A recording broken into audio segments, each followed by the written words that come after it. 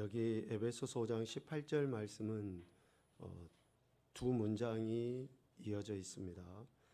술 취하지 말라 이는 방탕한 것이다 라는 것과 성령으로 충만함을 받으라 라는 이 두 문장이 합해져 있습니다. 오직이라는 단어는 그러나예요. 그러나 성령으로 충만함을 받으라 라는 거예요.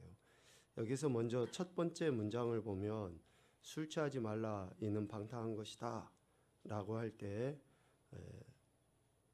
술 안에는 방탕한 것이 있다 그런 의미거든요. 그러니까 술 안에는 단순히 그냥 술이라는 그 하나의 물질 자체만을 이야기한 것은 아니죠. 영적인 여러 가지 의미들을 담을 수 있습니다. 여간 술 안에는 방탕한 것이 있다. 그러니까 술은 방탕이 따르게 되어 있다라는 거예요. 자연스럽게 따르게 되어 있다. 그러나 성령으로 충만함을 받으라 라고 할 때 성령으로는 성령 안에서예요. 성령 안에서. 그러니까 술 안에는 할 때 그 안에는 영어로 in을 쓰고 여기 성령 안에서 할 때 안에서는 with를 씁니다. 영어 with. 그러니까 함께.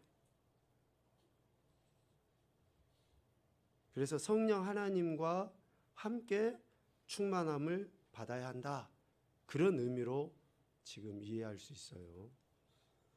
술은 자연스럽게 방탕, 무절제, 방종, 낭비, 누가복음에 나와 있는 탕자와 같이 허랑방탕에 이르게 합니다.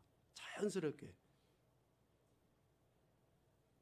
지난 토요일날 이발하러 갔더니 그 어떤 집사님이 술에 대한 이야기를 하더라고요. 교회 다닌 사람은 술을 먹으면 안 되냐고, 절제할 수 있으면 되지 않냐고 그 이야기를 하더라고요.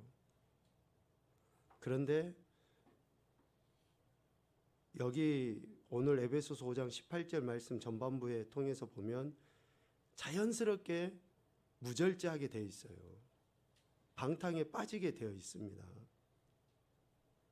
그렇게 이어지게 되어 있어요. 그러나 그리스도인은 성령 하나님과 함께 충만함을 받아야 됩니다. 이 충만이라는 단어는 가득하게 하다, 넘치게 하다, 또 충족시키다, 성취하다 그런 의미가 있어요. 이것은 수동태가 아니라 우리의 입장에서는 능동태예요. 지금 여기서 받으라 그러니까 우리가 가만히 있으면 위에서 툭 떨어져 가지고 내가 손으로 받는 그런 받음이 아니에요. 우리가 적극적으로 행하는 거예요. 성령 하나님과 함께. 성령 하나님과 함께 우리가 나아갈 때에 충만함을 받을 수 있어요. 아니 여러분 말씀을 펴고 읽으셔야지 성령의 은혜가 임하죠. 아니 덮어놓고 투시의 은사도 없으면서 뚫어져라 이것만 쳐다보면은 성령의 은혜가 지혜가 생깁니까? 아니 투시의 은사도 안 받았으면 펴서 읽어야 될 거 아니에요. 그렇지 않습니까? 그냥 입 벌리고 있으면 우리에게 가득 채워지는 게 아니에요. 받으라는 이 말씀을 다시 한번, 그러니까 충만이라는 그 단어는, 충만이라는 이 단어는 받으라와 함께 이렇게 연결될 때 우리에게 행동을 요구한다고요. 행동을. 능동적인 행동을 요구해요. 잘 읽어도 이해가 안 되죠. 뭔 내용인지 잘 모르겠어요. 그러면 한 번 읽고 말으면 안 돼요. 두 번, 세 번, 네 번, 10번, 100번을 읽어서라도 계속 읽으면 어때요? 하나님이, 성령 하나님이 우리에게 지혜를 주신다고요. 알게 하셔요. 능력도 주시고. 성령 충만은 바로 이겁니다. 성령으로 충만함을 받으라 이 말씀은 성령 하나님과 함께 우리가 안에 가득 넘치게 충족시켜 나가야 돼요. 술로 대표되는 세상의 것들은 우리로 하여금 자연스럽게 방탕, 죄에 빠지게 해요. 자연스럽게. 죄를 지으려고 하지 않아도 세상의 것들은 우리를 자연스럽게 죄 가운데 빠지게 만든다고요. 그런데 우리 그리스도인들의 삶에는 이런 삶의 충만, 즉 은혜로 나가기 위해서는 성령 하나님과 함께함이 있어야 돼요. 성령 하나님과 함께함이. 자, 성령 하나님은 우리와 지금 함께 하십니다. 이 성령 하나님이 나와 함께 하신다는 것을 성령님은 여전히 지금 이 공간에도 계시고 우리 심령 가운데도 계셔요. 그럼 그 인식은 누가 해야 되는 거예요? 내가 해야 되는 거예요. 내가 해야 되는 거. 여러분 꼭 그렇게 이해하시면 됩니다. 우리는 지금 공기 안에서 살아가요. 공기에 산소가 있으니까 살아가요. 그런데 내가 공기 산소 안에 있으면서 내가 입을 다물고 있고 내가 코를 막고 있으면 나만 죽어요. 다른 사람은 살아도. 내가 입을 벌려서 들어 마시고 내뱉고 하는 이것을 계속 해야지 살지. 공기가 없어서 죽는 게 아니라고요. 내가 안 하니까 죽지. 성령 하나님이 우리와 함께 하심은 마치 그와 같습니다. 내가 하나님의 은혜를 구하고 성령 하나님의 함께 하심을 계속 인식하도록 말씀을 읽고 기도를 하고 영적인 대화를 나누고 성령님이 함께 하시는 것을 내가 의식하며 살아갈 때에 내 안에 충만함이, 이러한 넘침이 이렇게 생기는 거예요. 하나님의 일을 이루고 성취하고 은혜가 넘치는 그런 신앙과 삶은 자연스럽게 이루어지는 게 아닙니다. 자연스럽게 이루어지는 것이 아니라 성령 하나님의 함께 하심을 통해서 이루어져요. 그러니까 이 성령 하나님의 함께 하심은 말씀과 기도죠. 성령의 감동으로 기록된 말씀을 듣고 읽고 묵상하고 그 말씀 붙잡고 또 기도할 때 성령 하나님의 함께 하심을 우리는 실제적으로 경험하면서 살아가요. 그것이 크게 볼 때 뭐예요? 충만이에요. 그게 충만. 성령 하나님이 늘 우리와 함께 하시고 그것을 인식하며 살아가는 그런 삶. 그러니까 신앙은 계속적으로 우리가 하나님 말씀을 생각하고 그분을 의식하고 살아갈 때에 실질적인 충만의 은혜를 경험하게 돼요. 기도원에 가가지고 주야 한번 외쳤는데 그날 충만했다. 그럴 수 있어요. 그때는 그 자리에서 주야 외치면서 성령 하나님을 의식해서 기도했으니까. 그런데 집에 딱 내려와가지고는 그렇지 않아요. 그러면 뭐예요? 또 집에서라도 주야 외치고 또 기도해야죠. 그러니까 지속적으로 우리가 그러한 행위를 하는 것으로 인해서 우리 안에 하나님 주신 은혜가 가득 채워지게 되는 거죠. 여러분 페이퍼를 봐보십시오. 성령 충만을 받으라는 것은 무엇을 의미하는가? 특별한 체험과 관계가 있는가? 늘 성령 충만한 가운데 생활을 하고 있는가? 이런 질문들을 하죠. 실질적으로 이런 질문을 하면 우리 그리스도인들이 성령을 받았는지 물으면 불안하게 반응을 해요. 성령 받았습니까? 그렇다든지. 성령 충만합니까? 이렇게 물어보면 불편해하죠. 실질적으로 성령 받기를 원해요. 그런데 어떻게 성령 받는지 또 어떻게 성령 충만한지를 제대로 인식을 못하니까 그러는 거예요.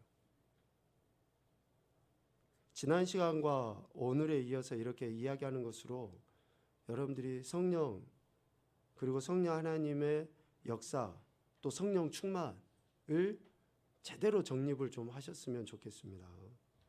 모든 그리스도인은 성령을 가지고 있습니다. 아멘입니까? 모든 그리스도인은, 여기서 그리스도인 아닌 사람 손들어 보세요.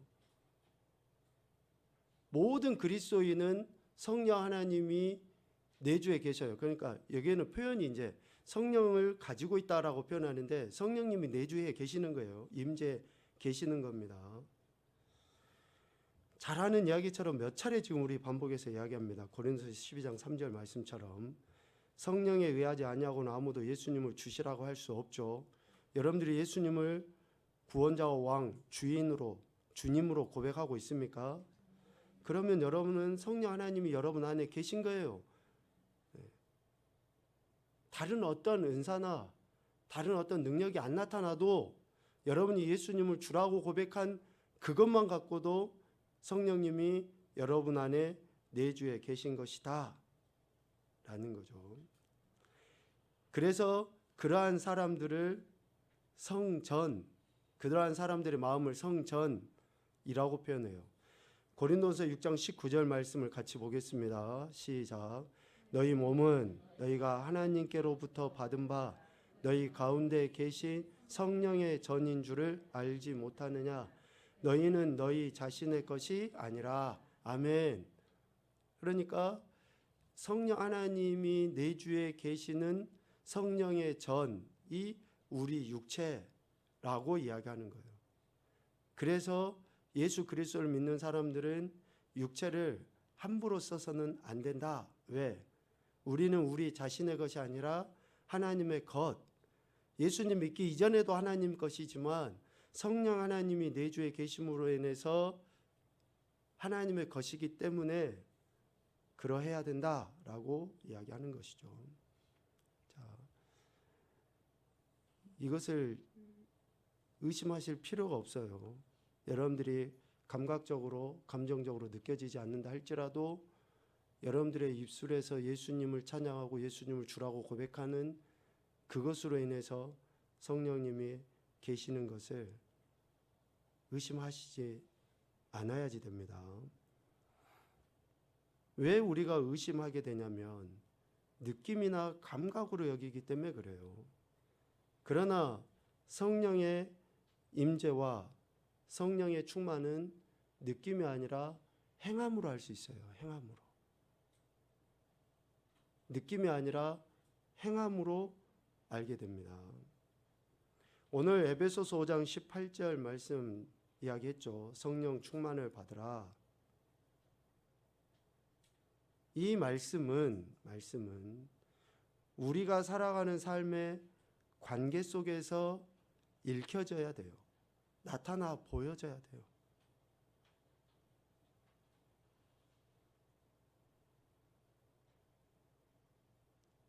우리가 삶을 살아가는 관계 속에서 성령 충만 받았다라는 것이 드러나야 돼요. 에베소서 5장 18절에 이 이야기하고 그렇게 하신 하나님께 19절 20절 감사와 찬양과 영광을 올려드리고 21절에 이 이야기를 하는 거예요. 그리스도를 경외함으로 피차 복종하라 라고 하면서 5장 22절 이하의 6장까지 걸쳐서 부부관계, 부모 자녀관계, 종과 상전의 관계 이것을 이야기를 하는 거예요. 이 구조를 여러분들이 잘 생각을 해보셔야 됩니다. 성령 충만, 성령 하나님 안에서 성령 하나님과 함께 충만함을 받아요. 이것은 우리 삶의 관계 안에서 증명되어진다고. 증명되죠. 내가 성령 충만 받은 것 같아가 아니라 내가 성령 충만을 받았다 그러면 관계 안에서 피차 복종함으로 나타나 보여져야 돼. 나타나 보여져야 돼. 그러니까 겸손할 수밖에 없고, 그러니까 사랑할 수밖에 없고, 용서할 수밖에 없고, 성령 충만하지 않은 인생은 그렇게 못한다니까요. 성령 충만하지 않은 인생은, 술 취한 인생은 어때요? 자연스럽게 죄, 방탕 가운데 빠지지만 성령 충만한 인생은 그것을 거스르면서 살아가요. 그래서 5장 18절 말씀은 단순히 술 이거 먹고 먹지 말고의 문제가 아니라 진짜 성령으로 충만한 사람은 세상의 죄를 거스르는 자연스럽게 이룰 수 없는 일들을 행하는 사람이 성령 충만한 사람이라고 이야기해요. 자연스럽게 이루어지지 않는 일을 행하는 사람이 성령 충만함을 받은 사람이라고 이야기합니다. 그래서 성령 충만을 특별한 체험이나 느낌 정도로 여기는 사람은 그 체험과 느낌이 없으면 금세 성령 충만하지 않는 태도, 관계를 보여요. 아주 구체적인 우리의 행동과 삶의 실천에서 우리가 어떤 영의 자녀인지가 결정되는 것이지, 특별한 종교적인 분위기나 올바른 표현 같은 것에는 관계가 없다라고 분명하게 이야기합니다. 느낌의 양이 아니라 품행의 질이라고 이야기하죠. 다시 이야기합니다. 성령 충만은 관계 속에서 증명되어 보여져요. 그리스도를 경외함으로 피차 복종하라 라고 하는 그러한 태도로 나타나 보여지게 되어 있습니다. 그러니까 성령 충만한 사람은 남편을 대할 때 죽게 하듯이 복종하게 되고, 아내를 대할 때 정말 그리스도께서 교회를 사랑하신 것 같이 사랑하게 되고, 자녀들을 대할 때 노여하지 아니하고 주의 교훈과 훈계로 양육하고, 부모를 대함에 있어서 정말 제대로 된 공경과 순종의 태도를 보이게 되죠. 성령 충만한 사람은 주인이 보지 않는다고 해서 요령 피우고 주인의 것을 함부로 자기 것인 양 취급을 하지 않아요. 성령 충만한 사람은 그런 사람이에요. 주인은 아무리 종이라고 못되게 굴질 않아요. 성령 충만한 사람은. 막 노동 착취 그런 걸 하질 않아요. 성령 충만한 주인은. 그런 관계 안에서 행동으로 드러나요. 세 번째, 성령으로 충만케 된다는 것은 하나님께서 역사하셔야지 됩니다. 하나님께서 역사하셔야지만이 성령 충만함이 드러나요. 우리가 말씀과 기도 가운데 나아갈 때 하나님께서 그렇게 역사를 하셔요. 성령 하나님을 우리가 의식할 때 하나님께서 그렇게 역사를 하신다고요. 우리 인간의 행위가 아닙니다. 1번, 인간의 행위가 아니에요. 여러분, 이 말씀을 오해하시면 안 됩니다. 인간의 행위가 아닙니다. 성령 하나님의 인도하심 가운데 우리가 아무것도 하지 않는 그런 것을 표현하는 게 아닙니다. 지금 이것은 자신의 삶에 큰 의미를 주고자 하는 자는 자신이 스스로 그와 같은 것을 이루지 못하는 것을 느끼게 돼요. 그러니까 내가 뭔가 하려고 하는 것이 아니라 하나님의 은혜 가운데 하려 할 때 하나님이 역사하시는 거예요.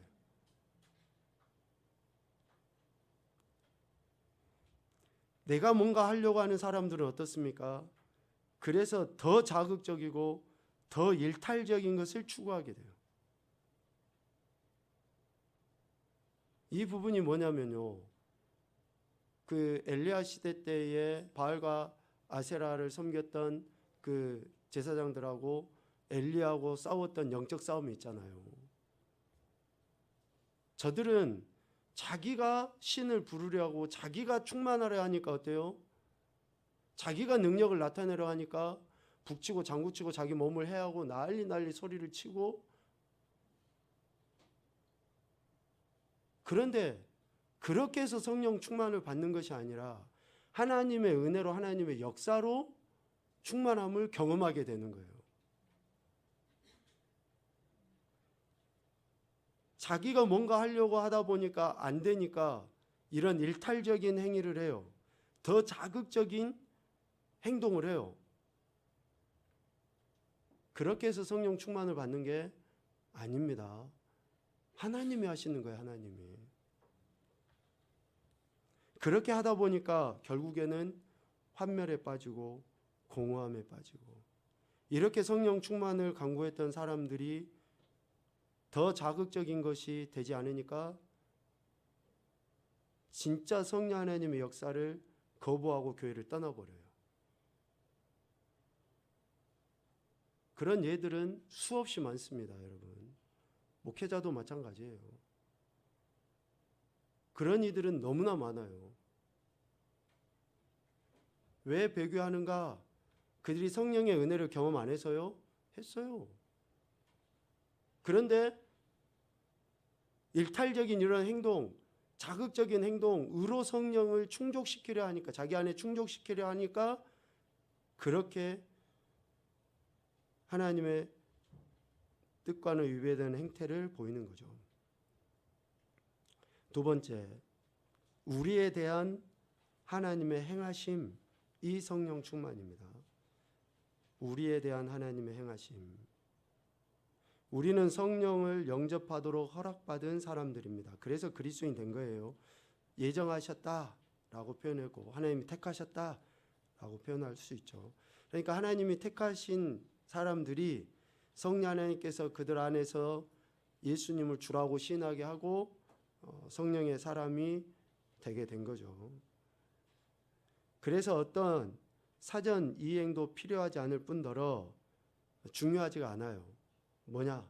내가 막 성령 받기 위해서 내가 성령 받아서 예수님 주라고 고백해야지, 이렇게 할 필요가 없다라는 거예요.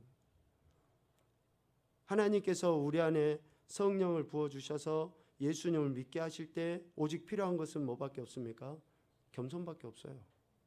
하나님이 우리에게 그렇게 하신다고 하니까, 하나님이 우리에게 그렇게 하려고 하실 때에 우리가 거부하지 않고 받아들이는 것밖에 없어요. 야고보서 4장 말씀을 한번 펴봅시다. 야고보서 4장.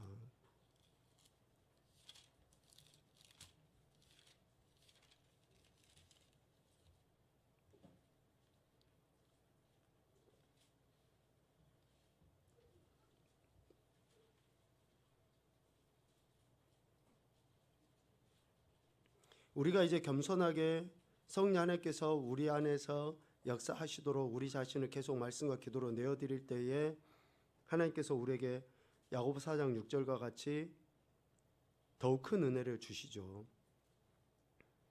야고보 4장 6절 먼저 읽어보겠습니다. 시작.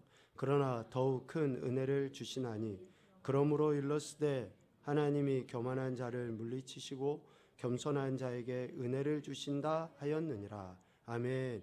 그러니까 우리가 겸손하게 우리의 마음의 문을 열고 성령 하나님이 내주하셔서 역사하시도록 내어드리는 거예요. 자, 그러면 야고보서 4장에 나온 겸손한 자에게 은혜를 주신다고 하는데 그 겸손한 자가 어떤 자인가? 야고보서 4장 1절에 보면 정욕을 버린 자가 겸손한 자예요. 정욕을. 너희 중에 싸움이 어디로부터 다툼이 어디로부터 나느냐? 너희 지체 중에서 싸우는 정욕으로부터 나는 것이 아니냐?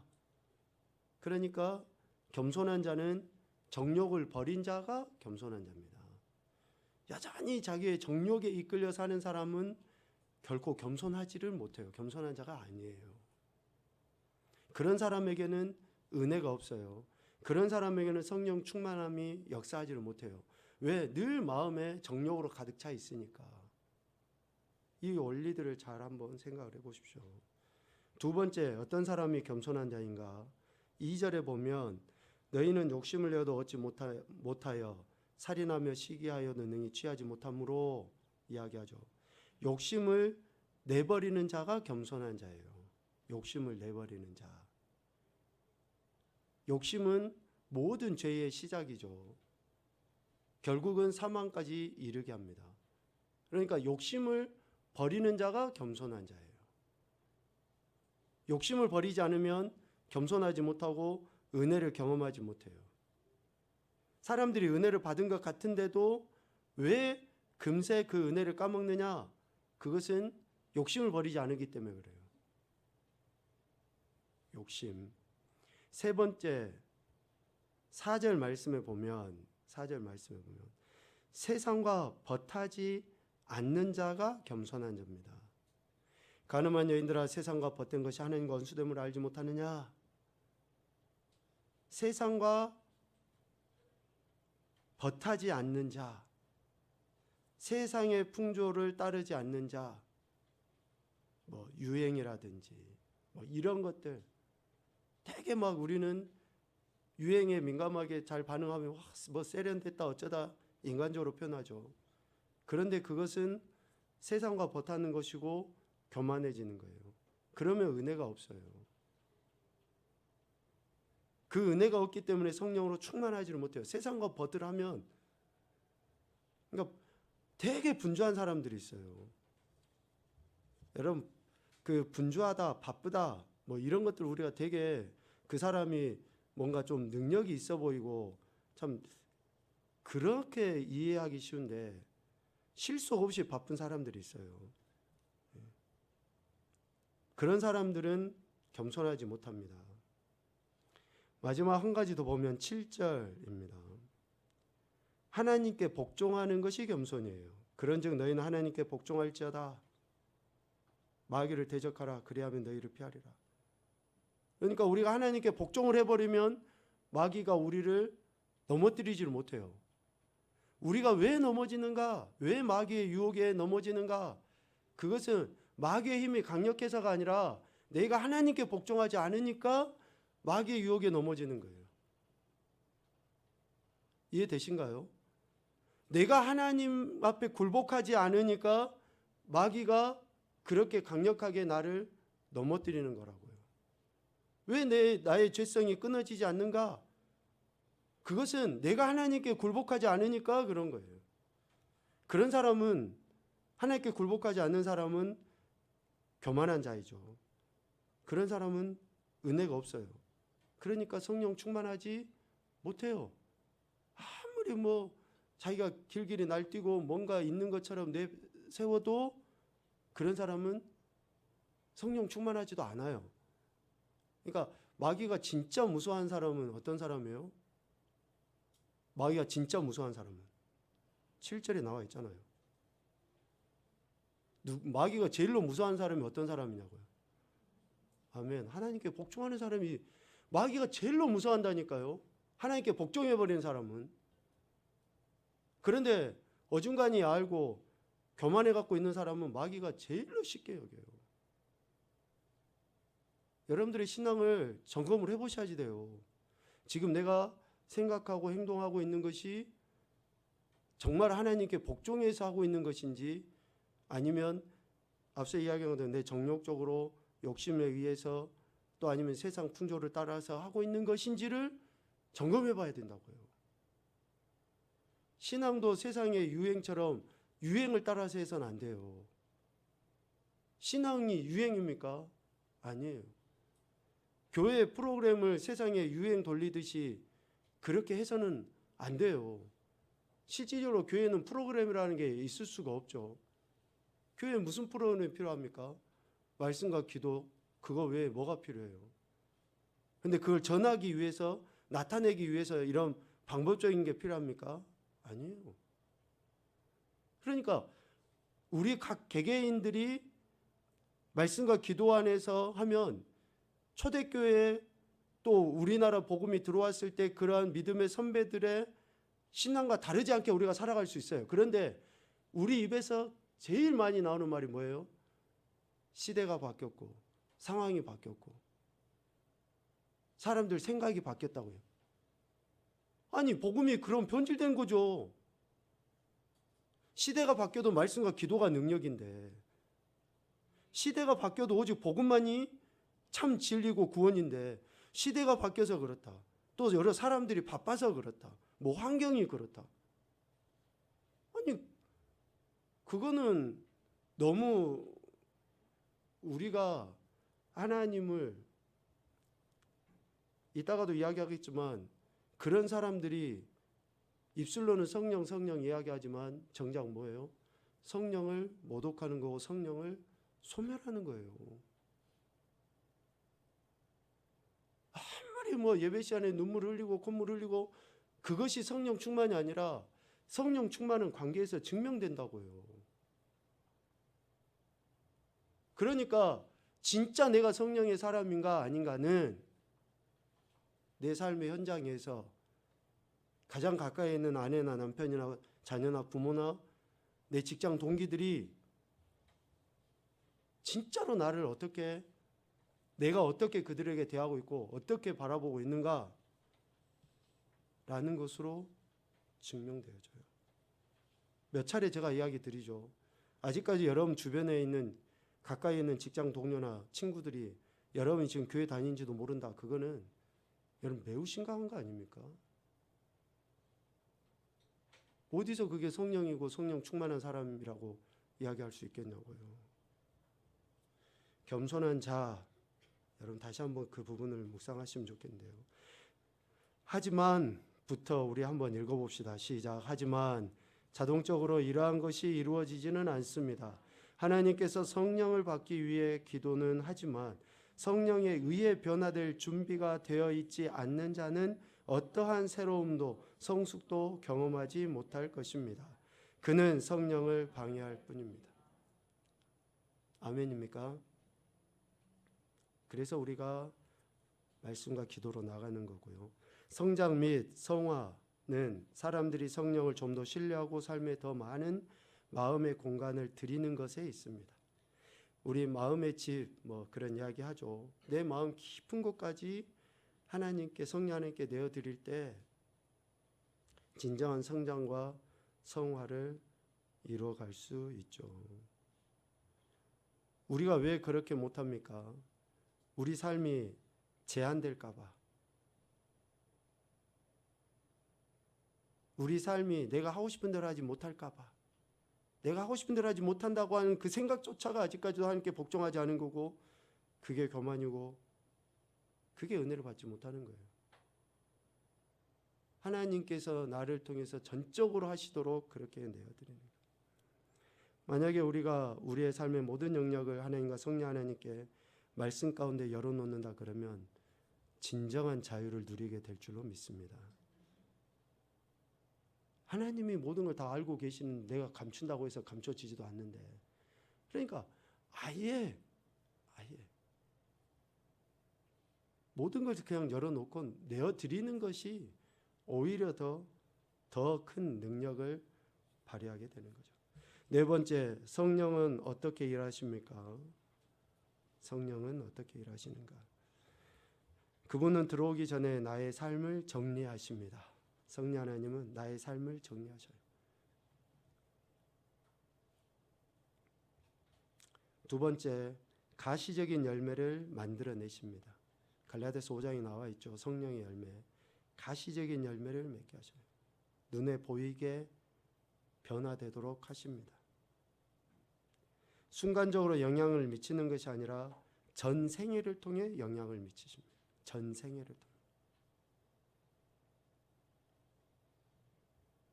그래서 감정이나 감각이나 순간의 느낌이 아니라고 이야기하는 거예요. 성령 하나님이 내주에 계시고 성령의 충만함을 사모하는데 애통해하지 않는다. 그거는 문제가 있는 거죠. 그러니까 정말로 성령의 사람이 어떤 사람인가, 내 전 생애에 대해서 하나님께서 어떻게 역사하고 계시는가를 생각하면 그렇게 하나님이 기뻐하시는 대로. 네 번째, 그분은 우리의 인격을 억압하는 것이 아니라 하나님의 생명을 가지고 우리의 인격을 감화시킵니다. 감화.